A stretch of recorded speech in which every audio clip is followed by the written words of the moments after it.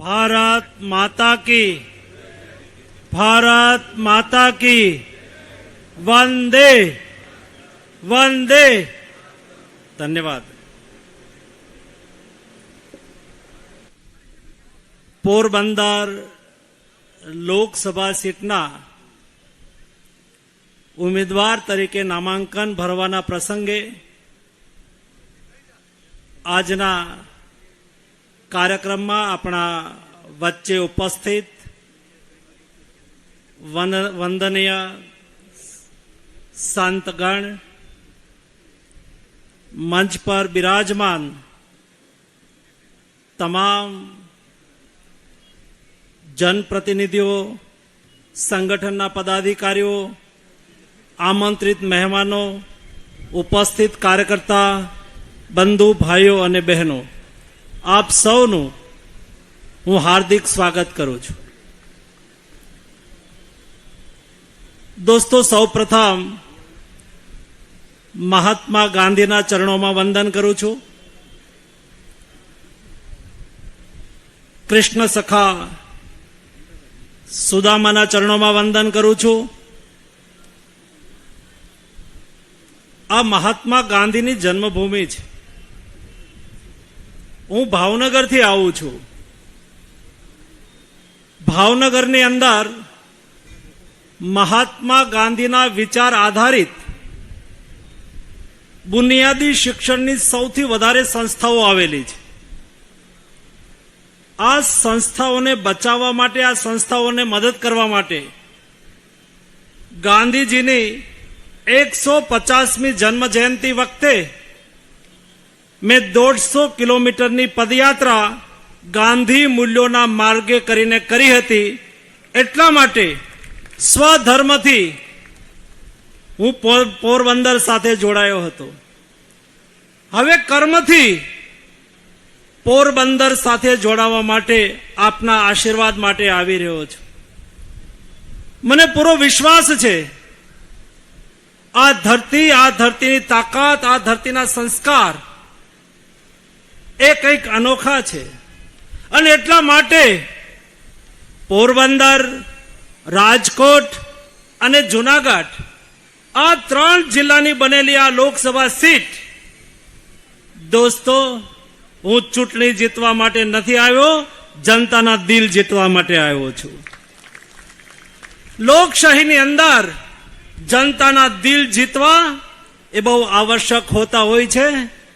अने मोदीजीए देशनी 140 करोड़नी जनताने मारो परिवार कहीने जनताना दिल जीत्या छे।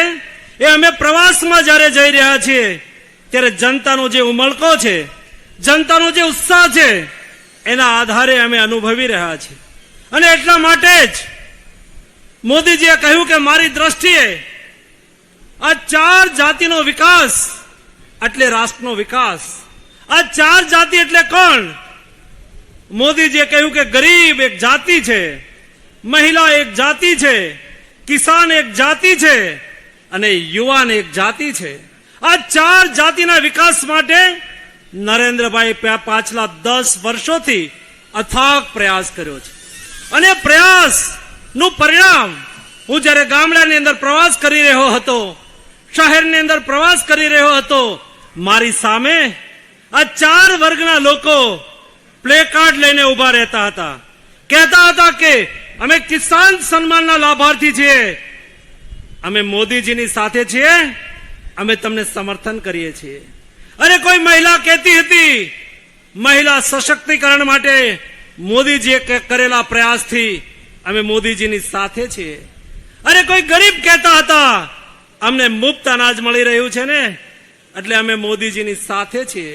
અને એટલા માટે મેં નક્કી કર્યું આ ચૂંટણી દોસ્તો મનસુખ માંડવિયા નથી લડતા, મોદીજીના પ્રતિનિધિ તરીકે લાખોની સંખ્યાની અંદર, કરોડોની સંખ્યાની અંદર મોદીજીની યોજનાના લાભાર્થીઓ આ ચૂંટણી લડી રહ્યા છે દોસ્તો।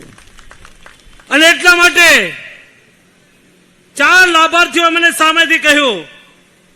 એક અમારા પોરબંદરના મછવારા મીનાબેન, એમણે કહ્યું કે મનસુખભાઈ અમને બોટ માટે લોન મળી ગઈ ને એટલે કોરોના પછી મારા પતિ પાસે કોઈ વ્યવસાય નહોતો. અમે ફરીને માછીમારી ચાલુ કરી દીધી છે. મારા ફોર્મમાં દરખાસ્ત કરવા માટે કોઈ મોટા નેતાએ મને પ્રસ્તાવ નથી કર્યો, પણ મારી મીનાબેન મારા ફોર્મની અંદર પ્રસ્તાવક તરીકે સહી કરી રહ્યા છે.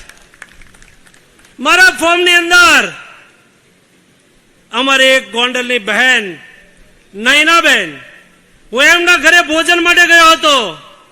એક નાના એવા મજૂર પરિવાર હું ભોજન માટે ગયો ત્યારે મને કહ્યું કે મનસુખભાઈ, અમને અમારું ઘરનું ઘર મળી ગયું. અમે કલ્પના નહોતી કરી કે અમને ક્યારે અમારું પોતાનું ઘર મળશે. હું તમારા ફોર્મમાં દરખાસ્ત કરી શકું? નયનાબેન મારા ફોર્મની અંદર દરખાસ્ત કરનાર મારા સાથી છે. મારા ફોર્મની અંદર ઉમેદવાર તરીકે પ્રસ્તાવ કરી રહ્યા છે.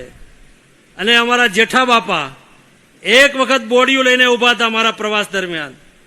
જેઠા બાપાએ કહ્યું, હું નાનો ખેડૂત છું, પણ કિસાન સન્માન નિધિ ટાઈમે અમને ખાતર મળે છે અને 0% મોદીજી અમને પાક ધિરાણ આપે છે. એટલા માટે મારે પણ તમે ઉમેદવાર થયા છો ને, તમારી દરખાસ્ત કરવી છે. અમારા જેઠા બાપા મારા પ્રસ્તાવક છે દોસ્તો.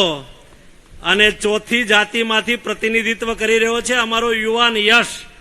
અહીં કંઈક બેઠો હશે, ઉભો છે. અમારો યશ યુવાન છે.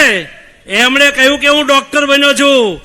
મારા પરિવાર પાસે પૈસા નહોતા. મેં મોદીજી પાસે બેંક પાસે લોન માંગી. મને મારા ભણવા માટે લોન મળી ગઈ, મને ડિગ્રી મળી ગઈ. હું પણ પ્રસ્તાવ કરવા માંગુ છું. દોસ્તો, મારા 4 ફોર્મના 4 સેટની અંદર મારા પ્રસ્તાવકો મોદીજીના પ્રતિનિધિ છે. હું ભાગ્યશાળી છું. મોદીજીના પ્રતિનિધિઓ, લાભાર્થીઓ મારા નામાંકનની અંદર પ્રસ્તાવ કરી રહ્યા છે. દોસ્તો, દેશ બદલી રહ્યો છે, દેશ આગળ વધી રહ્યો છે, નવા ભારતનું નિર્માણ થઈ રહ્યું છે. અને નવા ભારતના નિર્માણ ટાણે અમૃતકાળના સમયે મોદીજીને ફરીને દેશના પ્રધાનમંત્રી બનાવવા માટેની આ ચૂંટણી છે. અને આ ચૂંટણીની અંદર તમે મત આપો છો ને. આપણે તો ગુજરાતી લોકો છીએ. જ્યારે રોકાણ કરીએ ને ત્યારે વળતરની ગેરંટી હોય તો રોકાણ કરતા હોઈએ છીએ. તમે ભારતીય જનતા પાર્ટીને મત આપો છો ને, આપણે મોદીજીને વડાપ્રધાન બનાવીએ છીએ ને. દોસ્તો, એક મતનું કેટલું મૂલ્ય હોય છે આપણે ભલી ભાંતિ પાછલા 10 વર્ષની અંદર અનુભવી લીધું. આપના એક એક મતથી ભારતીય જનતા પાર્ટીને બહુમતી મળી. મોદીજી દેશના પ્રધાનમંત્રી બન્યા. પાછલા 65 વર્ષની અંદર જે કામ થયા હતા, 65 વર્ષે દેશ જે હાઈટ પર નહોતો પહોંચ્યો, એ 10 વર્ષની અંદર મોદીજીએ કરી બતાવ્યું છે. 10 વર્ષની અંદર મોદીજીએ દેશની અંદર બેસ્ટ ઇન્ફ્રાસ્ટ્રક્ચર આપ્યું, મહિલાઓને સન્માન આપ્યું, કોરોના જેવી ક્રાઇસિસમાંથી દેશને સફળ રીતે ઉગાર્યો, દેશની અંદર ચાલતી આતંકવાદી પ્રવૃત્તિઓ પર કઠોર ઘા કર્યો, દેશની સરહદોને સલામત કરી. દિવસ ઉગેને છાપાની અંદર આપણે ન્યૂઝ વાંચતા હતા, ભારત પાકિસ્તાન સરહદ ઉપર ગોળીબાર બંધ થઈ ગયો, દેશ સુરક્ષિત થયો. અંતરિક્ષની અંદર દેશની પહોંચ ચંદ્રયાન દ્વારા ચંદ્ર સુધી પહોંચી મંગળ સુધી પહોંચવા જઈ રહી છે. વિશ્વની અંદર હિન્દુસ્તાનના પાસપોર્ટની તાકાત વધી. દેશનો નાગરિક વિદેશની અંદર જાય ત્યારે ગૌરવથી હું ભારતીય છું એવું કહી શકે એવી વિશ્વની અંદર ઇજ્જત બની. દેશનો ખેડૂત સન્માન સાથે જીવી શકે. ભારત સરકારના ખાતર મંત્રી તરીકે હું કહીશ, મારા ખેડૂતને ક્યારેય ખાતર માટે લાઈન નથી લગાવવી પડતી. આટલું નહીં, પણ કોરોના દરમિયાન પોર્ટ બંધ હતા, યુક્રેન રશિયાની લડાઈ થઈ, ખાતરના ભાવ વધી ગયા અને એક બેગ યુરિયાની કિંમત જ્યારે 4000 રૂપિયા થઈ ગઈ. મેં મોદીજીની પાસે જઈને માત્ર એટલું કહ્યું હતું, મોદીજી તમે મને 1.25 લાખ કરોડની સબસિડી આપી છે, એ તો 6 મહિનાની અંદર પૂરી થઈ ગઈ. મારે ખાતરના ભાવ વધારવા પડશે.